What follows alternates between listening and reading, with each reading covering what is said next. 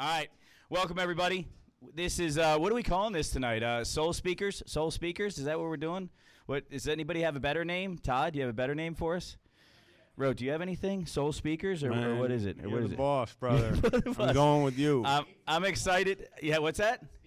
Speak from the Soul. I like that. Trevor made that. So that's what's going to be the headline on there. Speak from the Soul. We're going to have opening every week from Brandon. I'm going to get him to say something that's going to be on like our opener. You know what I mean? Can we have a noise or something? Can you make some type of crazy noise? Like, yeah, you go. There you go. That's perfect. That's perfect. So welcome, everybody.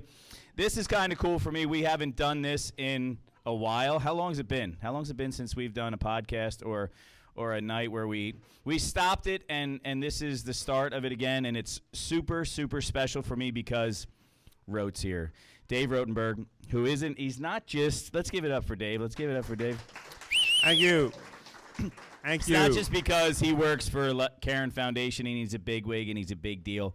I've known this dude since I'm a little kid. Like, little kid. What did you used to call me?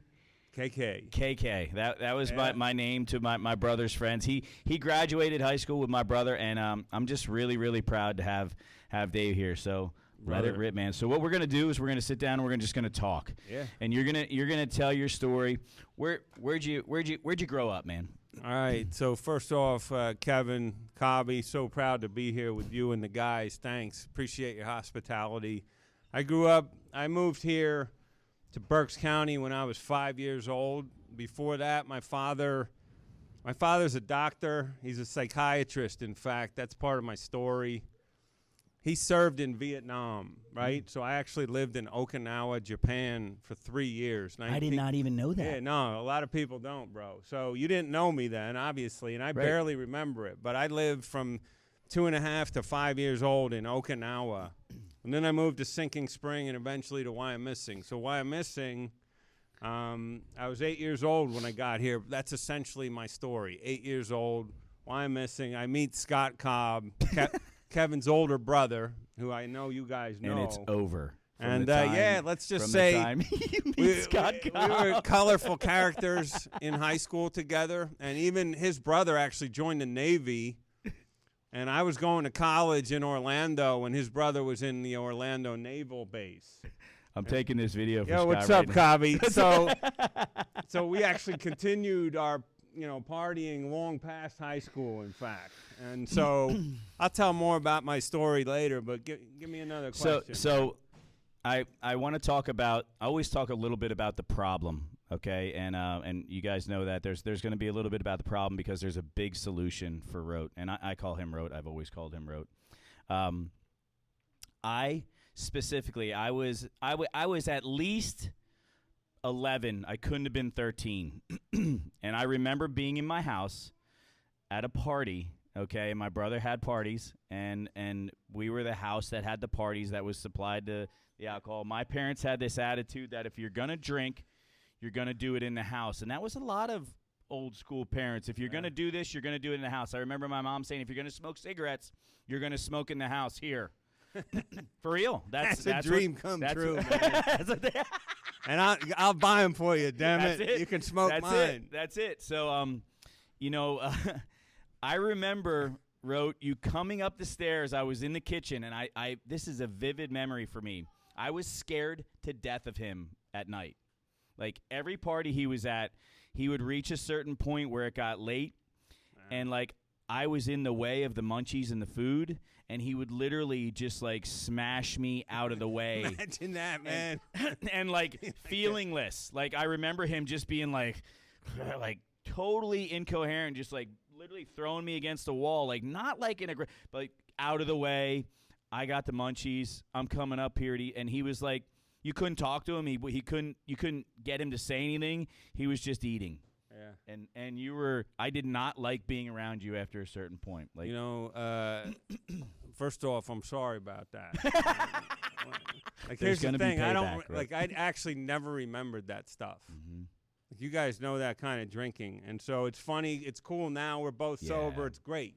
Like, I can laugh about that shit. But I was the guy who was the drunkest drunk. I was the guy, like some of you guys, From the moment I touched booze, the moment booze touched my lips, I was going to be the drunkest person in the room. I was going to black out that night. I was not going to remember throwing an 11-year-old boy against a wall, which could never happen now, but he was a little dude. We had to be 5 or 6 years older than you. 7. 7, right? So we're way older. Yeah. I'm 18, he's 11. Yeah. Listen, that scenario that he just described is funny now, but like that actually played out for me through high school and college. When did you start drinking, Rote? Like when did it? When 12, did it begin? 13. 12 and 13, I remember being at a friend's older sister's wedding, right? And like everyone's getting hammered, and me and my buddies, who are all 12 and 13, are like chugging gin and tonics that the adults are leaving on the table because they're dancing. And we're doing that. But the first time I'm getting drunk, I'm not catching a nice warm glow. I'm not having 2 drinks. I'm having 12 drinks at age 12. And then I'm having 18 drinks and passing out and pissing myself, probably pissing his couch, frankly, his mom's couch. Like I'm doing stuff like that from the get-go as a drinker. There was no... Any drugs early? Just smoking weed? Well, so... Yeah, we all smoked. You were with my brother. You were. We were all smoking a lot of weed. In fact, listen, I was a sloppy drunk later. Weed was first. Well, weed was after I tried booze, but weed was the first thing that I abused. I smoked weed from age 14 to 16, 17, almost every day. And at first it was fine. That shit worked, right? Like I was an anxious, depressed kid. And when I got high, I felt great. I wasn't depressed. I wasn't anxious.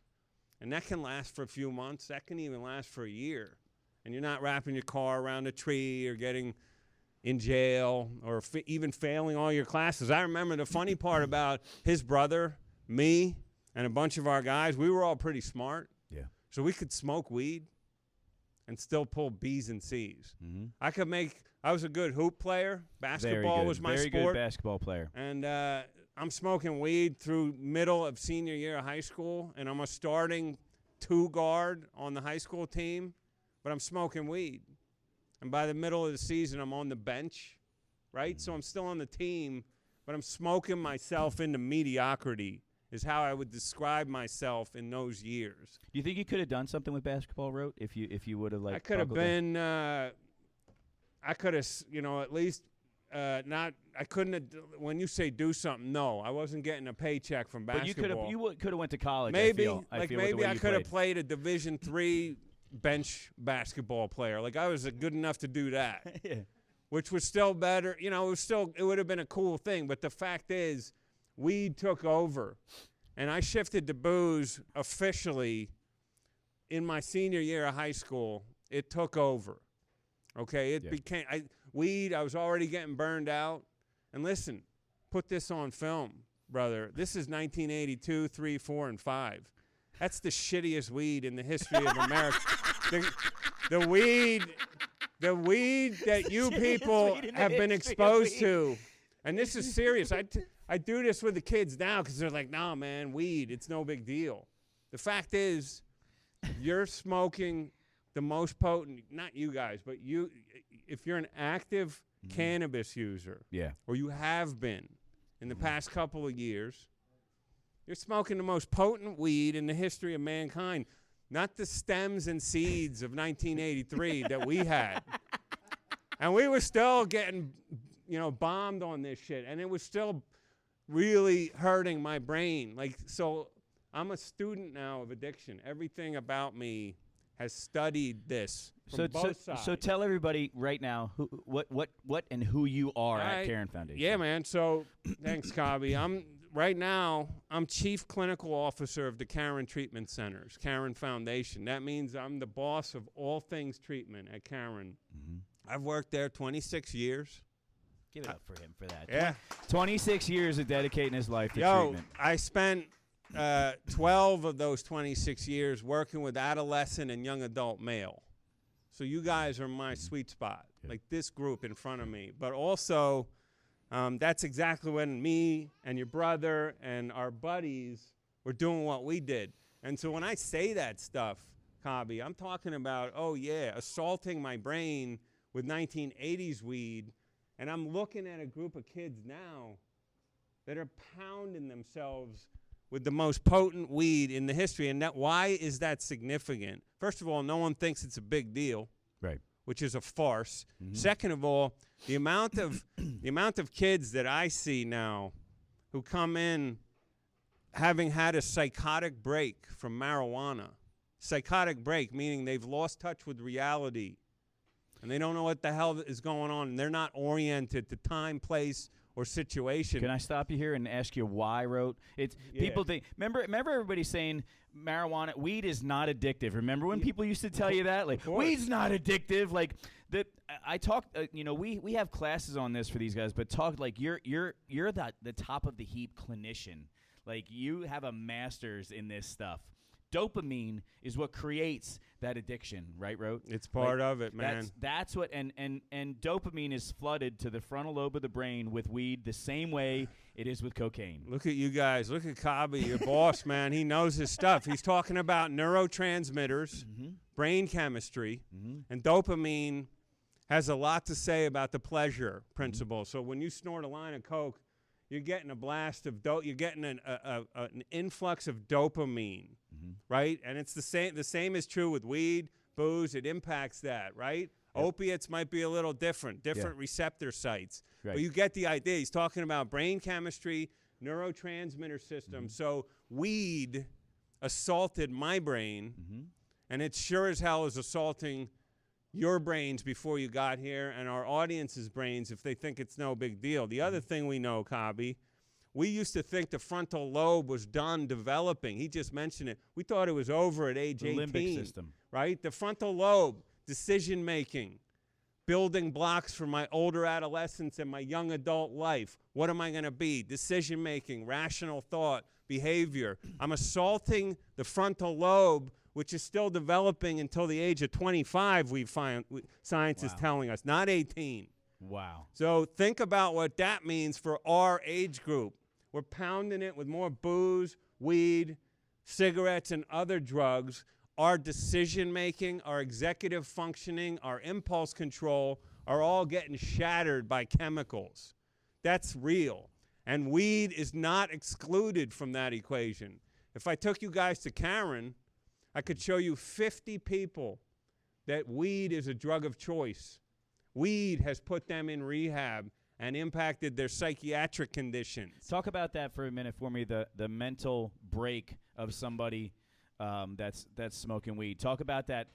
Some of us guys here have gotten to be a part of seeing mental breaks. There's guys that have been around this thing long enough. But a mental break with weed, nobody thinks that's happening. Nobody thinks that we're getting phone calls of somebody that's ready to jump out a window because they've been smoking wax for 2 weeks straight. We get that all the time, Kabi. That's a regular thing, Kevin.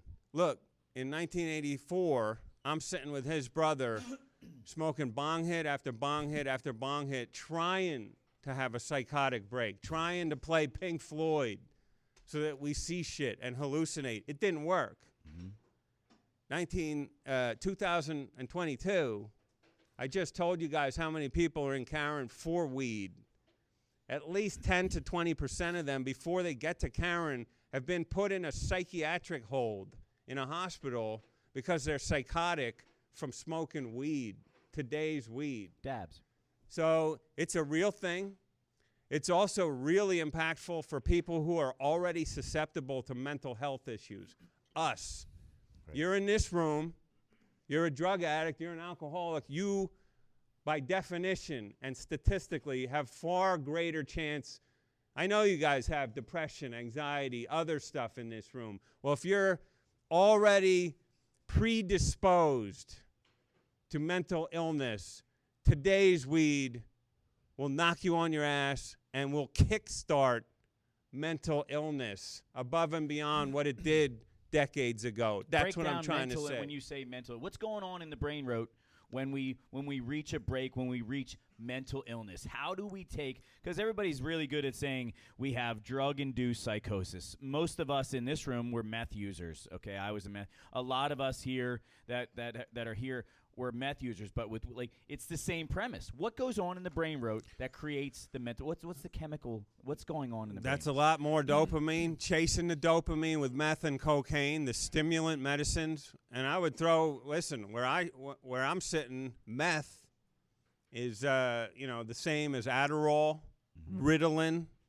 and all these ADHD drugs. Well, it's exactly the same. It's all meth. It's exactly the same. So it hits the stimulant receptor site dopamine again, and what happens is you get high and you get euphoric and you feel great for a while because there's an excess of dopamine. But what it does over time neurochemically is it depletes your dopamine. It depletes it. And so now you want to sleep all day when you're coming off.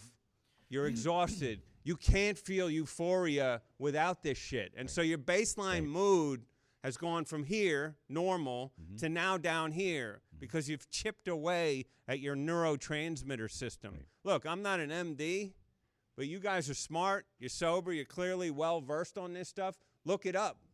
Look it up. Look up neurotransmitters and see what you've done to your brain over time. And it can take a year or 2 or 3 to bring that shit back to normal, well, Cobby. They said I read something years ago, some studies that said it's 16 months until anything begins, until the brain begins to heal roads. 16 months of nothing happening, and I have family members call me like, why does he need to be there so long? Why does he have to, why such a long-term program? Why? Because if you're using meth or opiates or smoking wax the way we use, your brain's not starting to function at a normal rate, and healing doesn't happen for 16 months. I'm really proud of you guys for your 1, 2, and 3 year commitments, because I got to tell you, you're onto something.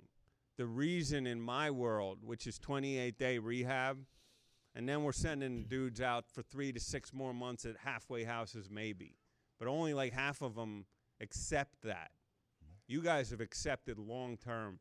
The reason that's so important is because the relapse rates for meth and heroin, because of what we're talking about, because it might take 16, 18 months, 2 years to start to feel normal again without this drug. You guys are safe, you're secure, you're in a recovery environment. The relapse rates are off the charts.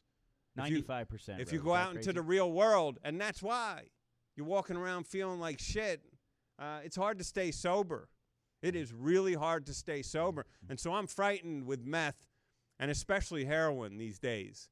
If dudes aren't willing to do long-term treatment, if women are not willing to do long-term care and insulate themselves with proper care, medication, psychiatric medication. When I say medication, I mean something for opiates, especially like Vivitrol, which is an opiate blocker, which will actually prevent overdose and reduce cravings. There's medicines out there that give you another armor, another layer of protection with alcohol. Vivitrol again.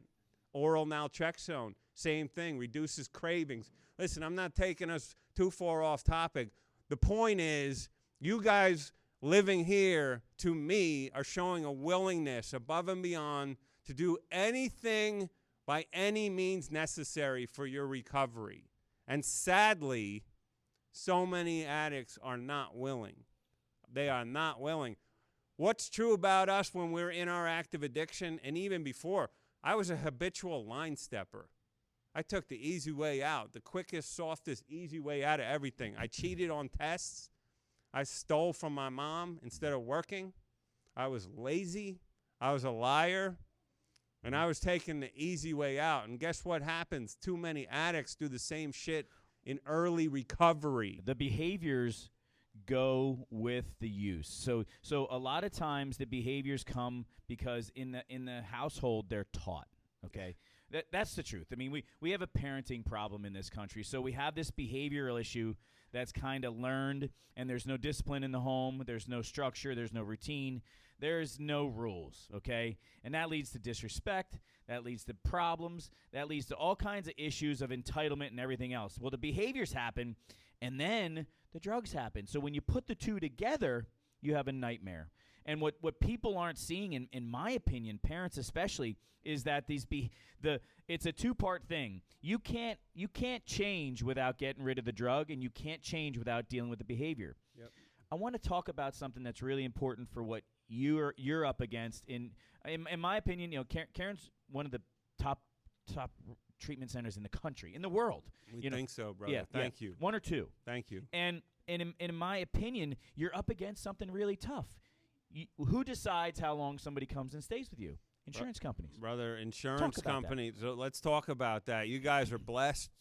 You got people that can stay here as long as they want. Right. That's a huge deal. Mm-hmm. I've met you guys 2 or 3 times now, and every time I'm impressed with your level of humility, commitment, and dedication to this process. In my world, and we have it pretty good. Like at Caron, we get 28-day stays through insurance. A lot of places get detox, 3 to 7 days, gone, outpatient. 3 to 7 days, go take Suboxone. Like, that's happening all over the place, more and more. And so we're blessed at Caron, and yet, to our point 5 minutes ago, Cobby, it's still not enough. No. 28 days is a freaking, piss in the proverbial ocean, as they say. It's just nothing.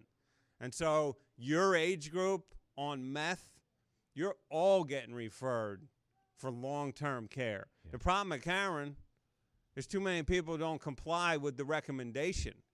And that's what I meant. Like, all addicts, what do we want? Instant gratification. What did we want when we were actively getting high? I want to feel good right now. If I'm a heroin addict, if I'm a meth head, I got to get rid of this awful feeling and at least get back to baseline immediately. I got to, what you two say, I'm running to stand still. I'm at least trying to get back to baseline. And we want everything instantly. And recovery doesn't work that way, right? And so Kevin understands that implicitly. It doesn't work that way. It takes a lot of time. It takes patience. It takes humility. It takes the hard work. It takes removal from a dysfunctional family system. Can we go there a second, Root? Who you guys might miss every day. It goes on and on and on. But drug addicts want this shit to be like taking a cast off a broken leg. 4 to 6 weeks, I'm good. It's not how it goes.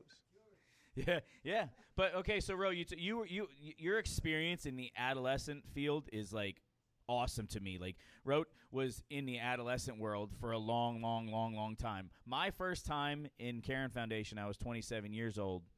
The first person that came to visit me at lunch was this dude from across the street.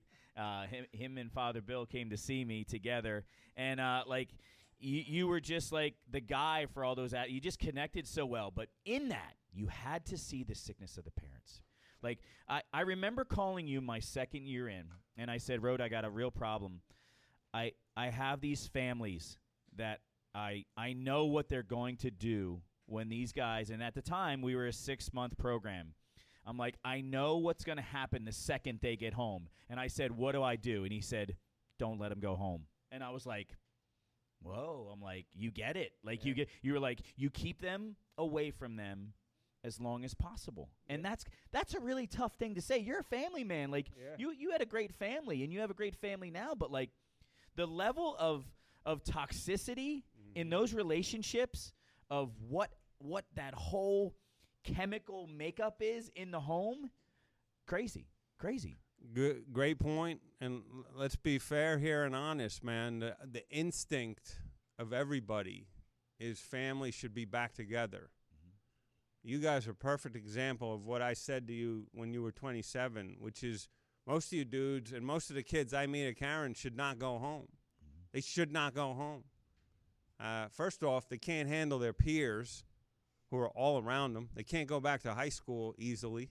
Think about high school and what that represents for a 16, 17-year-old girl or boy. There's always more alcohol and drug use in our family systems than there is the norm. There's more psychiatric illness in our family systems. And when I say our, I'm including the drug and alcohol crowd. The people who abuse drugs and alcohol have more of everything in their home.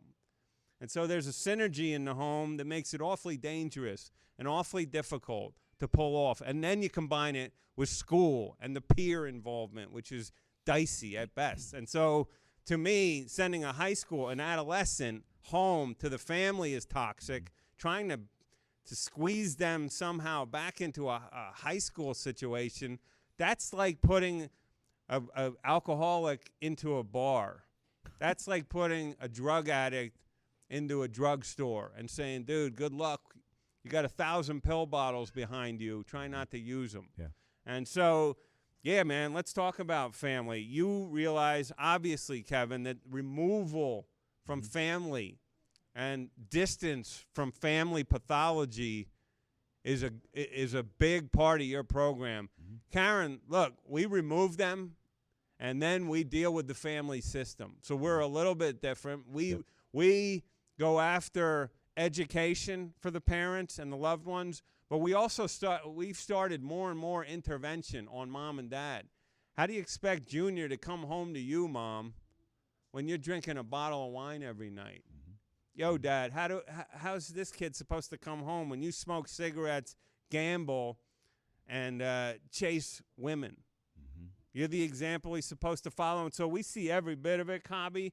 We're trying to intervene on it, and we're trying to send the parents onto their own therapy is the point, while insulating the kid, like you guys do, from this pathology, which is a built-in relapse trigger. You think about the dimensions, we call them, the ASAM dimension, American Society of Addiction Medicine. No kid should really go home from treatment. And that's a radical thing to say, but you get it. I get it. You're so pretty to me, radical, bro. It's probably the toughest piece to deal with, because my heart says, man, I want him to be around his family. I want that healthy piece for your family. But what's more important to me than my heart is the truth. Yep. And the truth is, the greatest thing you can do is have a geographical change for a long, long time. I'm talking 5+ years, and have visits, because these guys know, and they'll tell you, like, when we get to that, it's such a pull.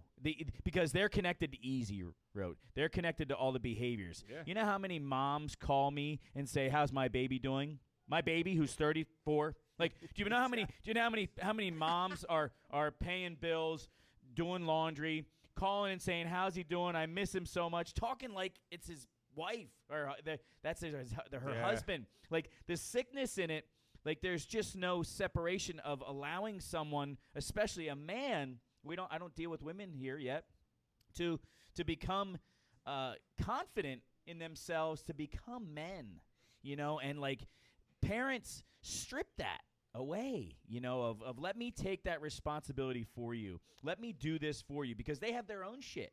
They have their own demons and their own guilt and their own shame. And I always tell parents that say, oh, I feel guilty. I say, well, that's your shit. Yeah. Don't you put that on him, because that's what's going on here. As soon as he gets around you, and we all have seen this recently, right? As soon as they get around mom, it's like they got hacked. Like, it's like instantly they got their hooks in them, and like, oh, now let's see what I can get out of you. Like, parents are tools, but yet we miss them so bad with the first 3 weeks, right? Oh, how many of you dudes wish you could go home right now, and that would be the right thing for your recovery? Not a single hand goes up. Yeah, you don't want to go home either, bro. Yeah, so that's a real thing, Kevin, and you're right, man. I think it's everyone seems, including the parents especially, the instinct, oh, man, my kid's in trouble. Let me send him away and then get him back after the cash is off. That's the instinct, and that's everyone's reaction. The reality is that's the opposite of what we should do. We should not send them back instinctively. Let them fly. In fact, a ton of recovery is actually completely opposite of instinctual, right? You go the other way, man, and you guys are proof of it. And I think more and more at Caron, we're seeing that. So, listen, 30 to 50% of our young guys actually do go on, as I said earlier, and a decent percentage of them, it's interesting, once they stay gone from mom and dad for 4 months now instead of 1, they decide, yo, I'm not ready. Yeah. I'm going to stay longer. Yeah. I'm going to live in this halfway house longer And then after 6 more months, I'm going to take my sober roommate from the halfway house, and I'm going to develop my sober young adult life that way, and I'm still not going home. So the same result with a different formula. Yep, that's it. That's it. Absolutely. So I want to go back to you a little bit. I want to know what happened, Rote, in the end. Like what was the last straw to say, I'm gonna die, or Yeah. I'm gonna end up in a really bad place, and I need to Dangerous stuff, guys. So you look at me now, and Kevin shouts me out, and I got this big fancy title, but at my heart, I'm still that beast that threw him when he was 11. Like I'm still that guy up until I'm 23 years old, almost 24 by then.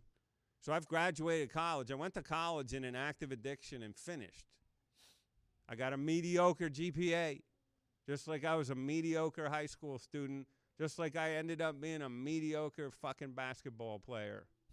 Everything I touched was mediocre, even though I was quite capable. Mm-hmm. So almost 24 years old, keep in mind, 2 years out of college, I'm living in my girlfriend's dorm, who's still at the college I went to. I'm using her meal plan because I don't have any money. My dad's a doctor. I got no money. I'm still the same dude who pissed the bed drunk, that guy. So the last straw, man, was I woke up in the girls' room across the hall in a drunken blackout. And I'm a dangerous drunk, man. That wasn't a girl, Rote. I'm a dangerous drunk. I'm a dangerous drunk, and I'm not kidding. Like, I look a certain way now, but I was like a scary dude. 6'2", 200 pounds. Mm-hmm. By then, I'm fueled with cocaine, too. Like, I've evolved. I've gotten away from weed, and now I'm alcohol and cocaine. And cocaine allows me to really drink a case of beer and do Jim Beam shots and stay up and on my feet long past the point of where you should be. And so I wake up across here on the different hallway, and my girlfriend at the time catches me. And there's a whole shit show. And I wake up in the morning, and she has called my father, who's a psychiatrist. I told you guys. This dude happens to be the consulting psychiatrist for Chit Chat, which is Caron Foundation. I didn't know it. And I wake up, and I got a bed sitting there at Chit Chat. I'm hungover as shit. I got the cocaine blues, all of it. I pissed myself again. And it's it. I got no car, no prospects. It's been 9 years of this shit. Really 14 to almost 24. 10 years almost. I'm tired. I'm hungry. I'm broke. I'm not in jail. But I'm about to be thrown out of my family. I'm about to be thrown out of my girlfriend's life. You can go to Caron, Dave, and we'll give you another shot in this family. Or you can get the hell out with no car and no food. So I took Caron. And my plan walking into Caron, let's go 45 minutes backwards. My plan walking into rehab was what? I'm going to quit the booze and the coke, but I'll be damned if I'm giving up weed. That was my plan. That was my sober plan on day one because I didn't know any better. And they taught me a drug is a drug is a drug. And I realized that was just a mentality that was more about this dude doesn't know how to be off of chemicals and deal with real life. Mm-hmm. Brother, I'll be 31 years sober on May 5th. And, it seems like so long ago. Like, I can't believe, I got to tell you, man, like, I lost touch with the Cobbs. And, like, the joy I have of sitting here with you, knowing our history, knowing my history with your older brother and, like, our crowd, it's awesome, man. And, like, what you guys are doing, you're really onto something here. Mm-hmm. You're onto something, man. Long-term care, long-term insulation. To me, I spent 10 years developing a bad boy identity, mm-hmm. right? Like, in our age bracket, I'm going back now to the 80s, boys and young men between the ages of 14 to 22 can be promiscuous, violent, thuggish. They can sell drugs. They can be complete assholes. They can do outrageous stuff like I did. Not only do you not get punished for that all the time, you get socially rewarded for that behavior. So Cobby's house was a party house. My house became a party house. Every time I did outrageous shit in college and those age brackets, people laughed at me. People thought it was funny as hell.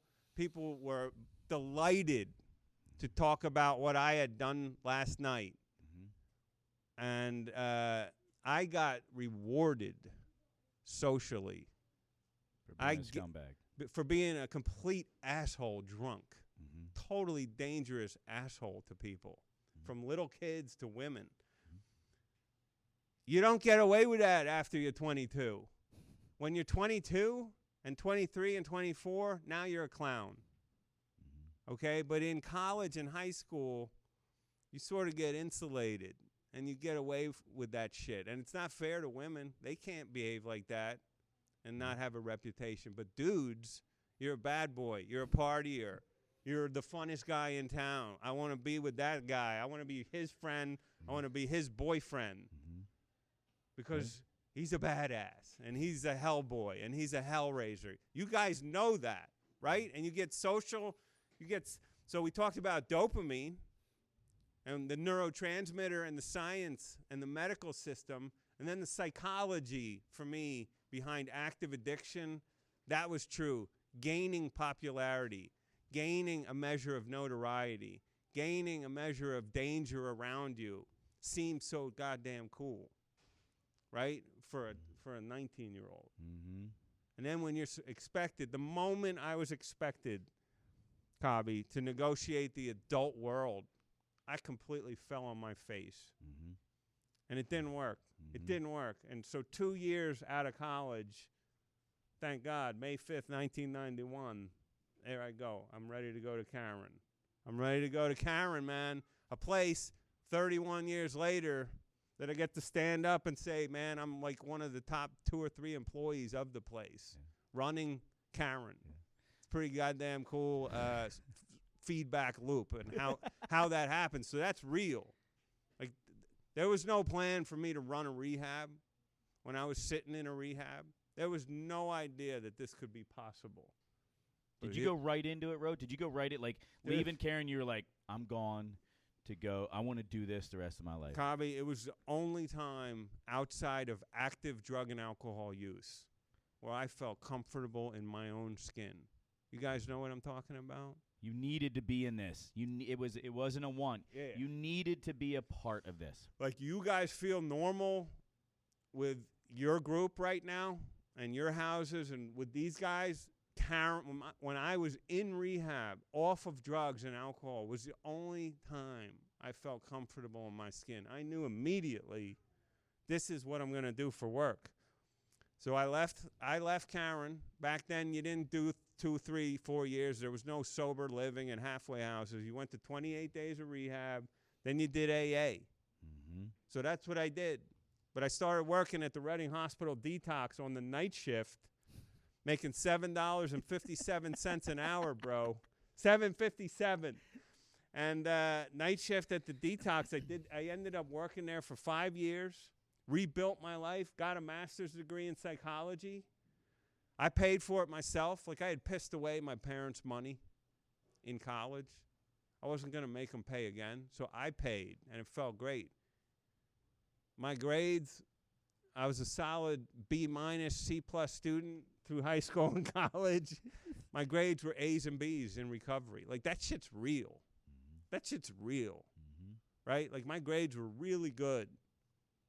Like I graduated with a master's degree in psychology with like a 3.9 GPA. So you were working a job at nights and going for your master's. And going to school. So you worked your ass off. Right. I went from a dude who was unemployable, unmotivated, homeless, unemployable, thrown out of his girlfriend's dorm room, not even an apartment.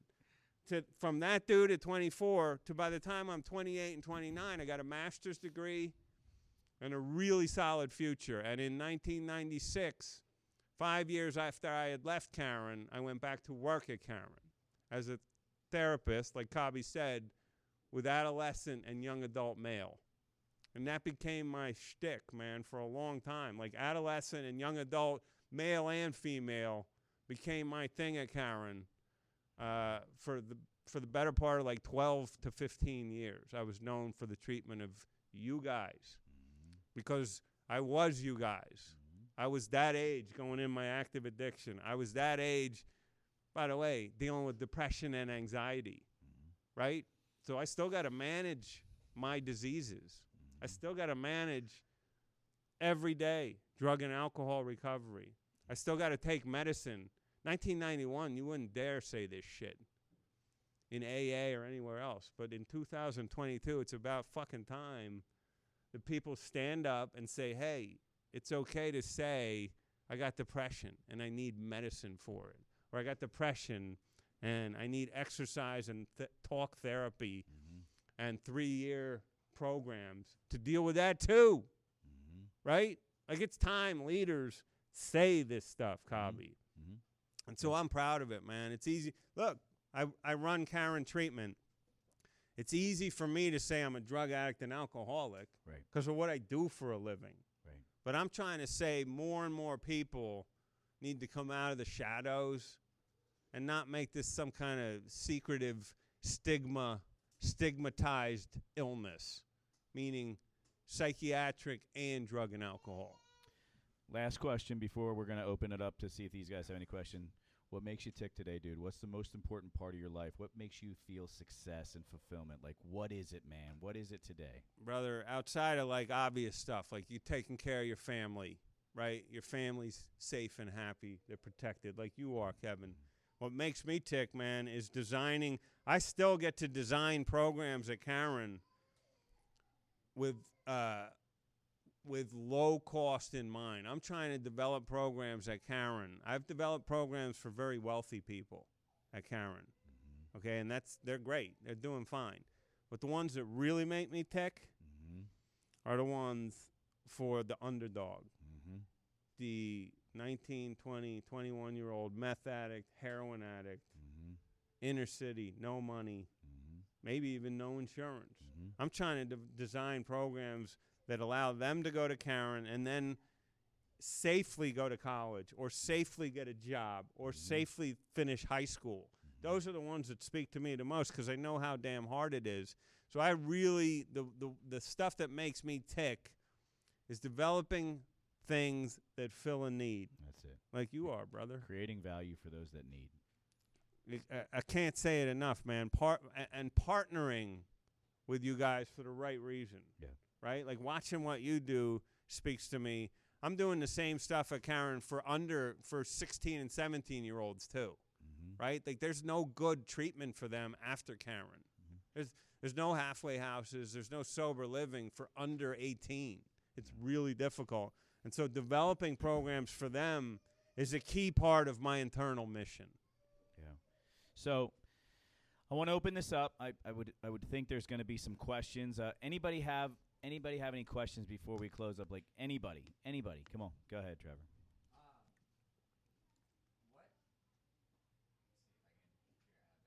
easiest per se, but what is the most direct route to getting into your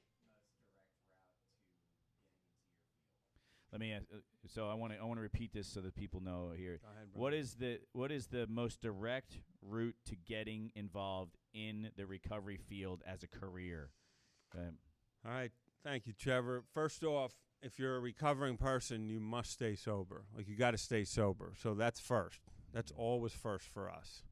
But the best way to do it, in my opinion, if you're going to make a serious run in the drug and alcohol treatment industry, you should get a job either at a place with Kevin, place like Caron, where I work. You don't have to necessarily have a college degree to get your foot in the door.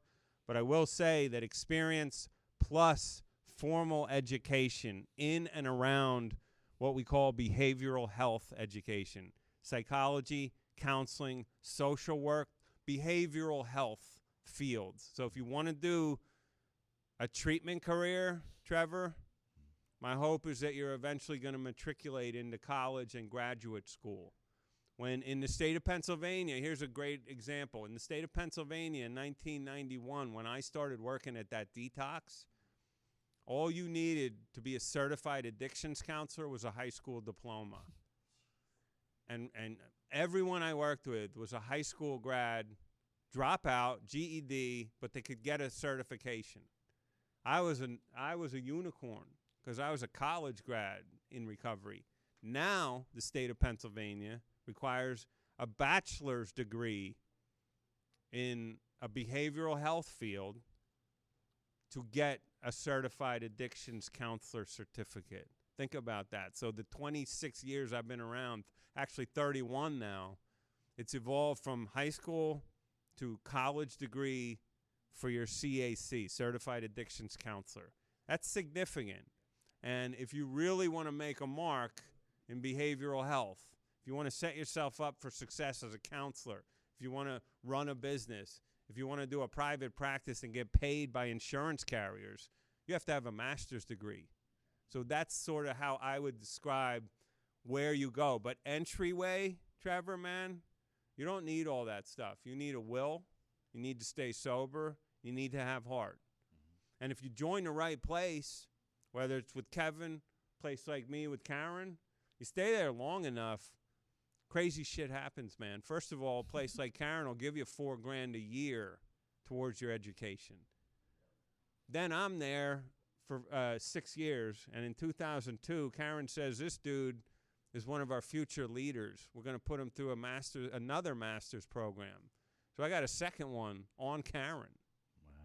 In healthcare administration. That's pretty awesome. Dude, so you talk about, like in 2002, now I'm 11 years sober back then.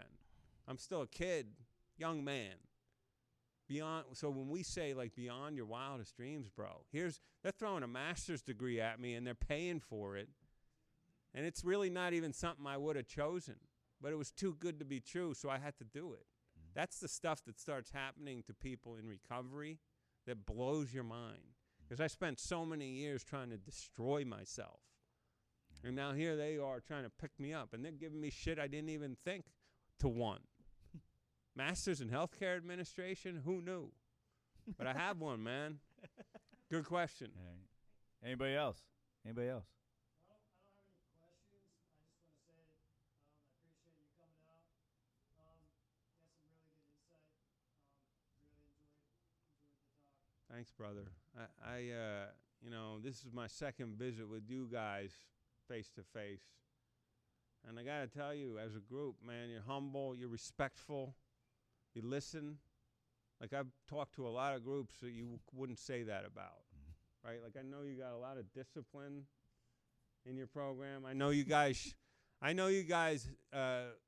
do a lot of hard work and have a lot of hard discussions. I guess what I'm saying is you can feel it in the room that it's paid off. Yeah. Well, thanks, man. So I appreciate you having me, man. You guys were awesome. So something important I want to close with is just a tribute to who this dude is in his heart. I met with him for breakfast. I meet with him for breakfast as much as I can, and he's somebody in my circle that I turn to for mentorship and advice on in this field. And he's like, look, this is what's going to happen. I'm going to be the advocate for Soul Recovery Academy from a treatment standpoint, and tell people in the county that you guys are cutting edge, that you guys are on to something really cool. I want to go with you when you go to county politicians and judges. I'm known here. I'm the guy around here from a treatment standpoint in the county. I'm going to do that because I love what you're doing and I love this concept. And that's who Dave is. That's who Rote is. Like I like that. It gives me like goosebumps, man. Like there's not a lot of people in your position that would say, I'm going to spend time because I believe in what you're doing and I believe it's helping people, from a person that runs a treatment center. Like, we're different models. We don't do the same thing, and that's okay. And I just want to thank you, man. I love you so much, and I'm so thankful to have you in my life and have you in our corner. And we always got your back, and I can't thank you enough. All the way back, Cobby, me and you. I love you too, and I wouldn't do that stuff if I wasn't impressed with your work. Mm-hmm. Like, you got to know that. Mm-hmm. So, like, last time when I saw you guys, I'm blown away by what you do. Mm-hmm. I have generosity of spirit all day, every day, but for the right reasons, brother. Right. And your program is the right reason. Thanks, Dave. Let's Thanks give it up for for Dave. having me, Let's give it guys. up.